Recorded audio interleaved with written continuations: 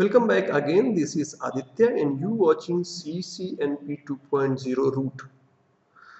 In this series so far we have discussed about layer 2 technology like PPP, configuration and verification, PPP authentication using PAP-CHAP and PPPoE, point-to-point protocol over Ethernet.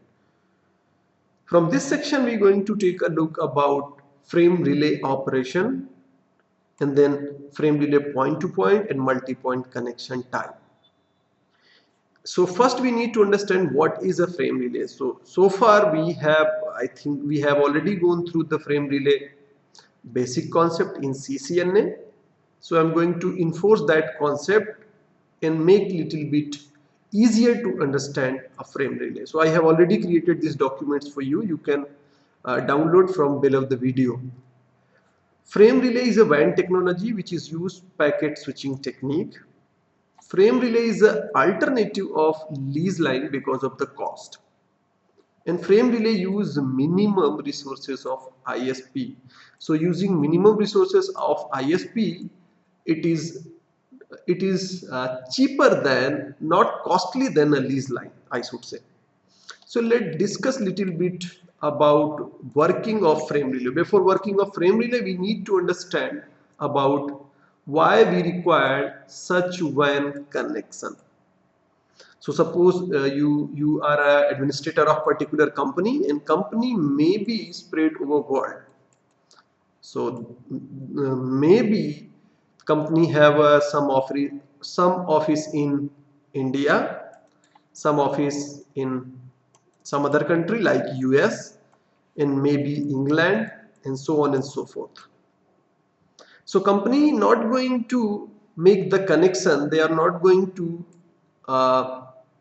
lay the cable from one end to another end. They're going to hire a lease, they're going to take a lease connection from the telco or a telephone company which is provide connectivity from one end to another end because they have already such kind of network. On that network they may offer internet connection as well as, but here we going to take a private line for one connection to another connection or maybe one connection to multiple location. This is what known as a lease line.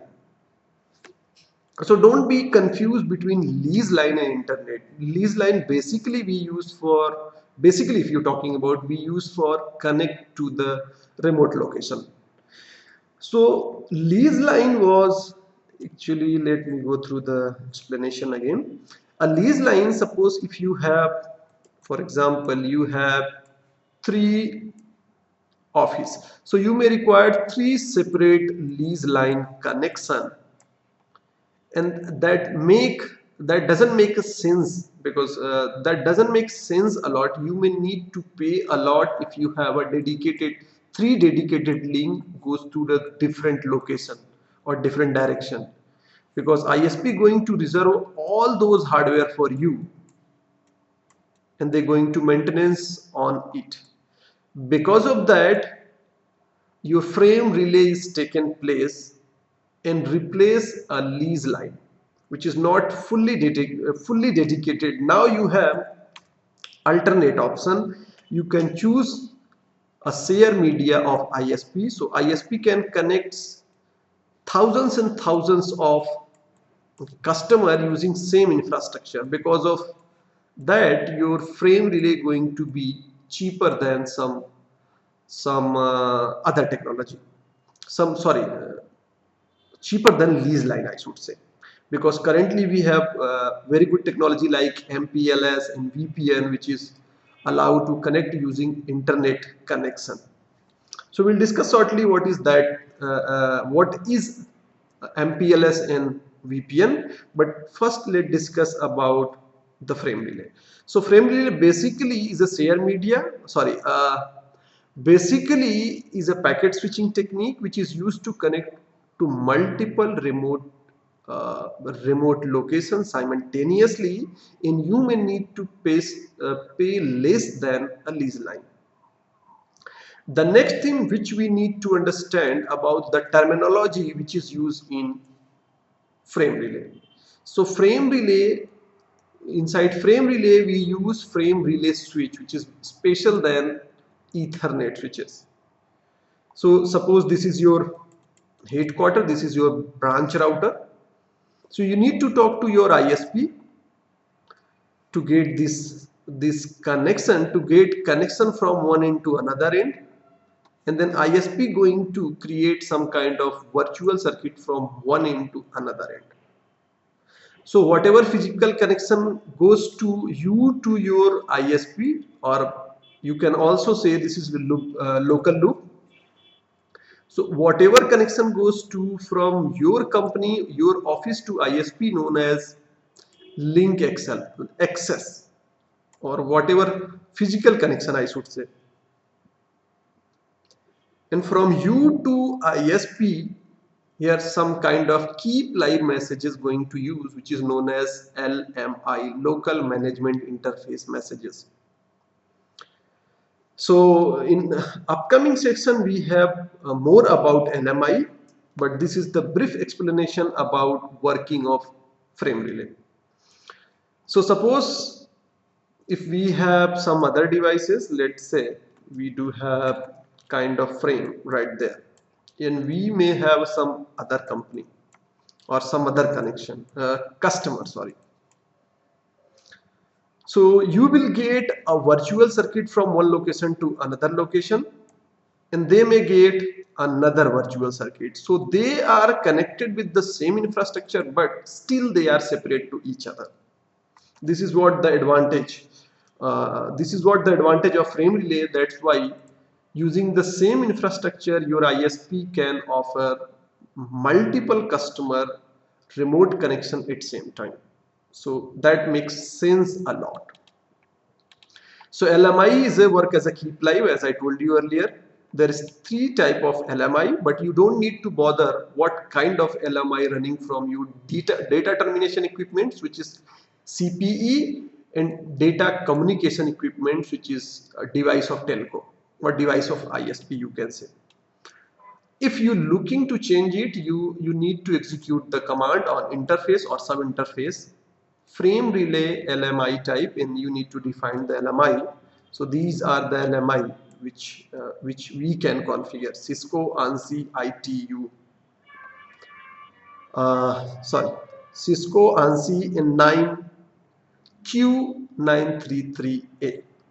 This command you may need to execute if you want to change, but the recommended is that you don't need to configure this. They automatically going to negotiate what kind of LMI they need to run with ISP to your router. The next thing, which is known as a virtual circuit. A virtual circuit is a logical link or logical connection or path, you can say, which goes to the remote location or remote location device. This virtual circuit furthermore divided into 2 categories: permanent virtual circuit or PVC, and switch virtual circuit or SVC. A switch virtual circuit can create dynamic link over destination. What I mean to say that, let me specify a little bit more about PVC. So suppose we have some sorts of frame relay switches right there. So before sending any data, your PVC create a permanent virtual circuit, which all data follow the same path in order to send and receive data. This is true with permanent virtual circuit, but switch virtual circuit, your path may be changed. So suppose something went wrong with the connection goes from this switch to this switch. Dynamically, they're going to find out an alternate link from one switch to another switch. But this is happen inside WAN, which we don't need to care a lot because this is part of ISP. And we need to understand how frame relay work and what we need to configure and how we can troubleshoot it. So this is what known as the virtual circuit. So there is some kind of terms which we can go through.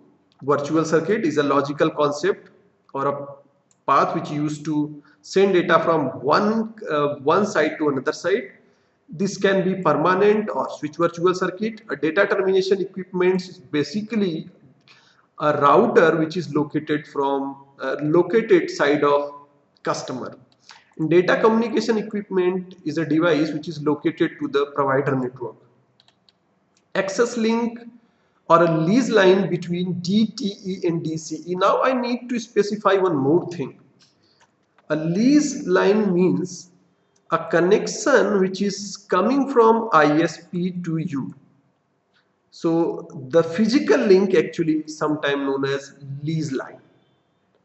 And sometimes person got confused. Lease line means a dedicated line. No, not at all. Lease line means basically means a kind of physical cable which is coming from ISP to your home.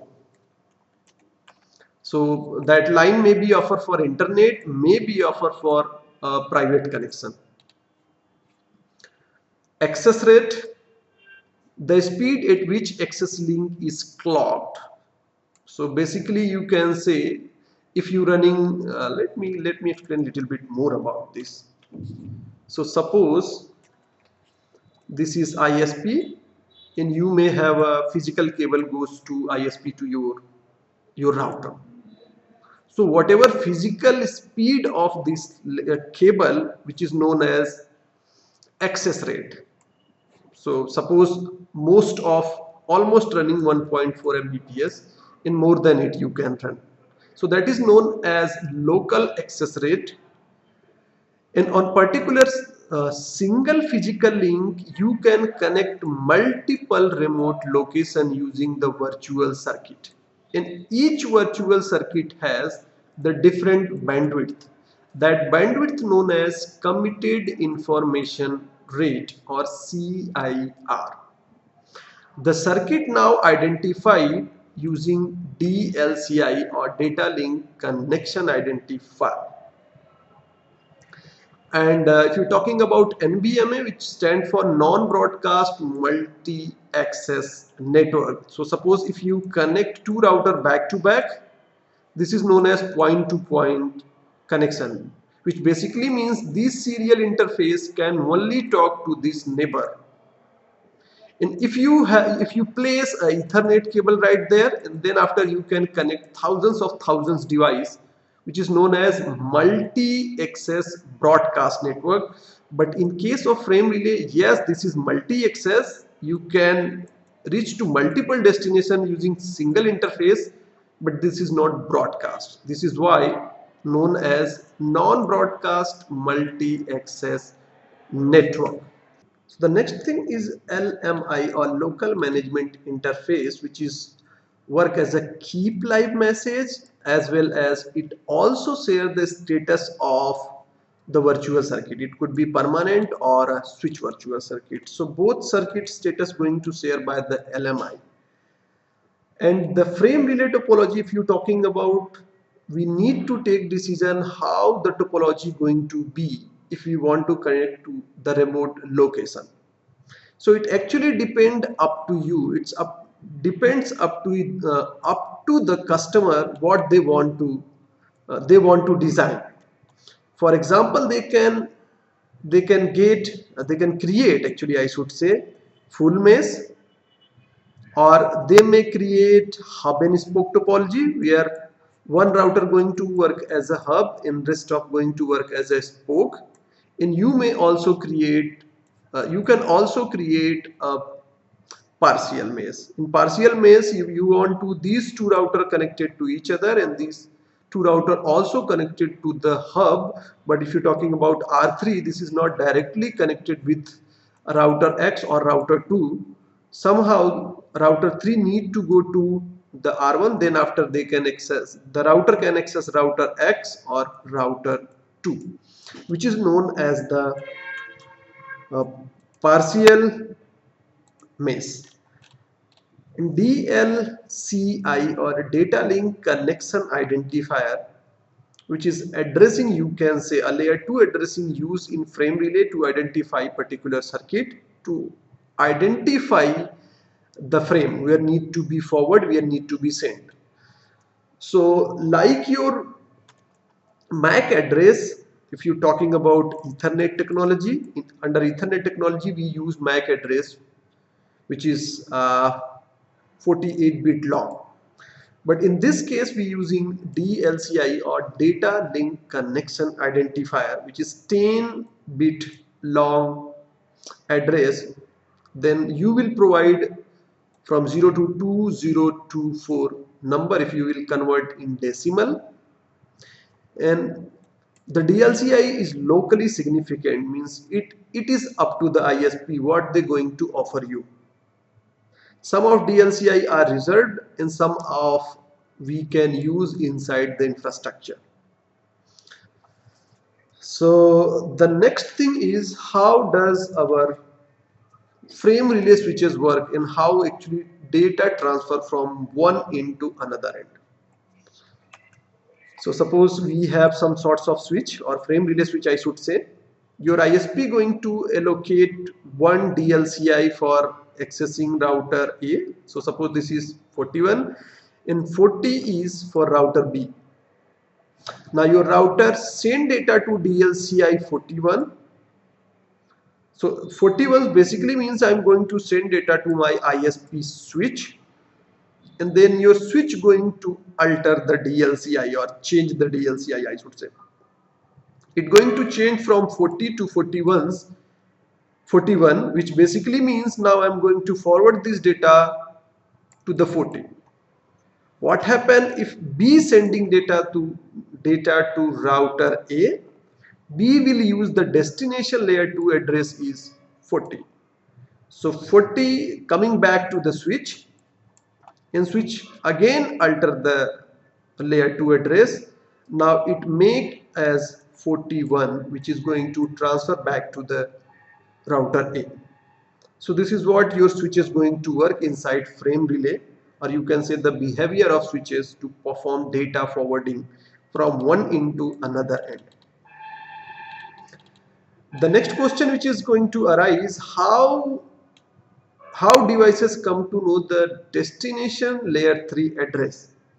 In case of LAN, we use, or devices use, I should say, address resolution protocol. So if device know layer 3 address and they not aware about layer 2 address, they use address resolution protocol.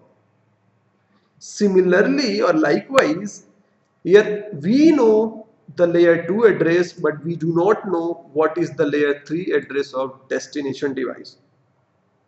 In case of that, in non-broadcast multi-access, and this is NBMA, non-broadcast multi-access network, we can manually map the destination IP address to the corresponding layer 2 address, or we can use inverse ARP, which automatically or dynamically resolve the destination layer 3 address. Then after you can create a data, input the destination IP address and the DLCI which is allocated by the ISP, and forward toward the ISP switch, and then after ISP switch rest of ISP switch going to perform rest of task. So sometime it become necessary to configure manually. In some cases you do not need to require. So for example, statically configuration which is happen or going to be by the admin on interface using the command like this. This is necessary hub and spoke as well as partial topology. But if we have a full mesh, we do not need to bother. Your inverse ARP going to work. So suppose if you have a hub and spoke topology and you may connect it more than 2 spokes. For example, let's say we have a spoke, we have a spoke, we have a spoke. This is the hub. And now your spoke can directly talk to the hub, same with this router, but they cannot directly talk to the one spoke to another spoke. So somehow this spoke need to send data to the hub, and then after hub it going to send to the another spokes. So your before sending the data, your spoke need to know where I need to forward the data so that it goes to the appropriate destination. So on that situation, you may require static configuration of your DLCI or mapping of DLCI. Uh, Conjunction handling over frame relay, if you're talking about. So if somehow conjunction occur, and conjunction can occur, I should say, maybe as I told you earlier, you may have a, or ISP may have a multiple connected customer, and simultaneously they want to send data using same infrastructure. So how your router come to know there is some sorts of conjunction? Because your ISP commit the minimum rate, which is known as CIR or committed information rate. You can send data at a speed of 512 kb, but you can go beyond it. You can send more than it, and somehow your maybe simultaneously all devices sending data. So might be in network congestion may take place, or congestion may occur. To resolve this problem, in frame relay frame, we have a special bit, two special bit I should say, which is forward explicit conjunction notification and backward explicit conjunction notification. And let's see how does this work actually. So suppose R1 sending data to the R2, and now the switch seems that there is kind of conjunction. So your switch going to turn on forward explicit conjunction notification, and it's sending to the destination router. Now destination router now come to know, because I received the frame which is which have forward explicit conjunction notification bit is on. Now I come to know there's something something going wrong in WAN. So let me know you, please reduce your speed or decrease your speed. So how R2 going to tell this information to R1? By using backward explicit conjunction notification bit turning on. This is what the conjunction going to control in frame relay network. So these are the bit which need to be turned on. Last thing, I think, the frame relay network type. A frame relay we can design into two-way, which is point-to-point or multi-point. In point-to-point network, your all router which is connected to the ISP using frame relay. Sorry, in multi-point, your all router which is connected in frame relay need to be in same subnet. For example, this router has IP address 199.1.1.1, 199.1.1.2, and 1.3. So this is known as a multi-point frame relay connection, where we have a single subnet, and using the same subnet, all router are connected with the frame relay network. But in multi-point, there may be, if you have a topology like hub and spoke. For example, let me discuss.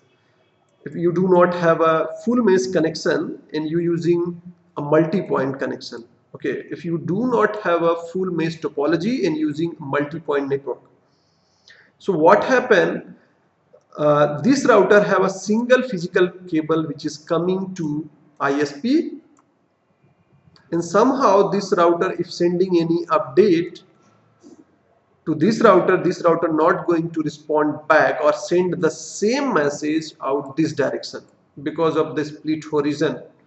So might be we know most of routing protocol, distance vector routing protocol, they may cause right there.